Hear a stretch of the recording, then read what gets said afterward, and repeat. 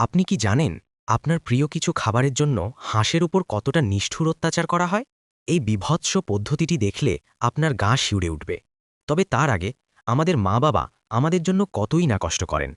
আপনি যদি আপনার মা-বাবাকে পৃথিবীর সবথেকে বেশি ভালোবাসেন, তবে এই ভিডিওটিতে একটি লাইক দিয়ে চ্যানেলটি এক্ষুনি সাবস্ক্রাইব করুন। আজ দেখি কতজন তাদের মা-বাবার প্রতি ভালোবাসা প্রকাশ করে এইটুকু পড়তে পারে। আসলে কিছু দেশে হাঁসের কলিজা বা লিভার দ্রুত বড় করার জন্য তাদের গলার ভেতর একটি লম্বা টিউব ঢুকিয়ে দেওয়া হয় এবং জোর করে প্রচুর খাবার পাম্প করা হয়। দিনে ৩ বার এই কাজ করা হয় এবং প্রতিবার প্রায় ১ পাউন্ড পর্যন্ত খাবার তাদের গলার ভেতর ঠেলে দেওয়া হয়। এর ফলে হাঁসের লিভার অস্বাভাবিকভাবে চর্বিযুক্ত হয়ে ফুলে ওঠে।